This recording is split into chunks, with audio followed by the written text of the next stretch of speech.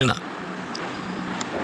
رب اشرح لي صدري ويسر لي امري واحلل عقدة من لساني يفقهوا قولي اللهم ثبتنا عند الموت بلا اله الا الله اللهم اجعلنا من الذين امنوا وعملوا الصالحات وتواصوا بالحق وتواصوا بالصبر امين يا رب العالمين। যখন কোনো মানুষ নামাজ নিয়ে অলসতা করে, আমি 3-4 বছরের বাচ্চা সম্পর্কে কথা বলছি না, এবং আমি 6 বছরের কাউকে নিয়েও কথা বলছি না। আমি এমন বাচ্চাদের নিয়ে কথা বলছি যারা এখন বুদ্ধিসম্পন্ন, বাবা পুত্র বা কন্যা মিলে একই লেভেলের ভিডিও গেম খেলতে পারে, তারা একই ধরনের টিভি শো দেখতে পারে, তারা এমন একটি লেভেলে পৌঁছে গেছে যে তারা এখন উচ্চ স্তরের বিষয়গুলো হৃদয়ঙ্গম করতে পারে। আপনার যেসব বিষয়ে আগ্রহ আছে তার কিছু কিছুতে তাদেরও আগ্রহ আছে। টিভিতে আপনি যদি কোনো খেলা দেখেন, তারাও আপনার সাথে দেখে। কিছু কিছু বিষয়ে তারা বুদ্ধিগত দিক থেকে আপনার সমপর্যায়ের। অবশ্যই তারা শিশু, তাদের ব্রেইন এখন পুরোপুরি পূর্ণতা পায়নি, এখনো কম ক্ষমতা সম্পন্ন, কিন্তু কিছু পর্যায়ে তারা ইতিমধ্যে বুদ্ধিমান সত্তা হয়ে গেছে এবং এখন তারা নিজস্ব সিদ্ধান্ত নেওয়ার ক্ষমতা প্রদর্শন করছে। তারা নিজের জন্য চিন্তা করতে পারে এবং বুদ্ধিমান প্রশ্ন করতে পারে। অতএব নবীন কিশোর কিশোরীরা, তোমরা যারা শ্রোতাদের মধ্যে বসে আছো, তোমাদের শিশু হিসেবে সম্বোধন করছি না, আমি তোমাদের কিশোর কিশোরী হিসেবে সম্বোধন করছি। মনে করো তোমাদের বাবা তোমাদের সাথে কথা বলছে, বা তোমাদের মা তোমাদের সাথে এই খুতবায় কথা বলছে। আমি ধরে নিচ্ছি যে আমি আমার নিজের সন্তানদের সাথে কথা বলছি এই খুতবায়। আমি মিম্বারে না, আমি বাসায় বসেই আমার বাচ্চার সাথে কথা বলছি।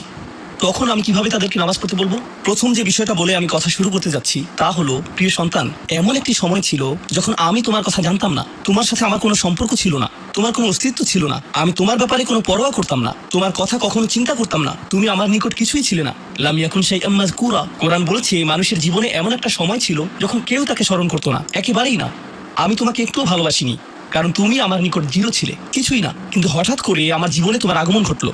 এমনকি যখন আমি জানতে পারলাম যে তোমার মা তোমার জন্ম দিবে, যখন সে তার পেটের মধ্যে তোমাকে বহন করে চলছিল, এমনকি তোমার মাও ভাবতো কেমন হবে আমার সন্তানটা, কিন্তু আমার কোনো ধারণাই ছিল না, আমার কাছে কোনো তথ্য ছিল না। আমার একটা অংশ এই ভয় থাকতো যে তুমি হয়তো আমার মতো হবে, কিন্তু আমার কোনো ধারণাই ছিল না কেমন মানুষ হবে তুমি। এমনকি তুমি যখন একটু একটু করে বড় হচ্ছিলে, তুমি যখন একদম ছোট বাচ্চা ছিলে, আমি আসলে জানতাম না তুমি কে। আমি শুধু জানতাম তোমাকে খাওয়াতে হবে, আর মাঝে মাঝে তোমার থেকে দুর্গন্ধ আসতো। এছাড়া তোমার সম্পর্কে আমি তেমন কিছুই জানতাম না। এখন তুমি যেহেতু বড় হয়ে উঠছো, এখন আমরা পরস্পর কথা বলতে পারি এবং যোগাযোগ করতে পারি। তুমি স্কুলে যাচ্ছ, আমরা একই বাড়িতে বাস করি।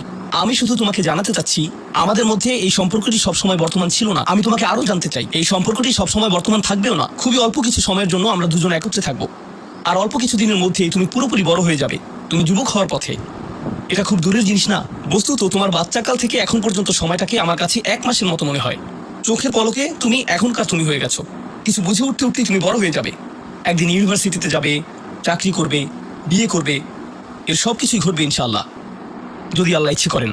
যখন ওই ব্যাপারগুলো ঘটবে, তখন আমাদের সম্পর্কটা আর আজকের মতো থাকবে না। বাড়িতে এসে তুমি আমার কাছে ছুটে আসবে না, তুমি আমার সাথে সময় কাটাবে না। তোমার নিজের চাকরি থাকবে, পরিবার থাকবে, স্ত্রী থাকবে বা স্বামী থাকবে, তোমার তখন নিজের জীবন থাকবে। সুতরাং আমাদের হাতে একত্রে যে সময়টুকু আছে তা খুবই সীমিত। এমনকি এই সময়টুকুতেও তোমার স্কুল আছে, আমার চাকরি আছে, আমাকে বাজার করতে হয়, আমাদের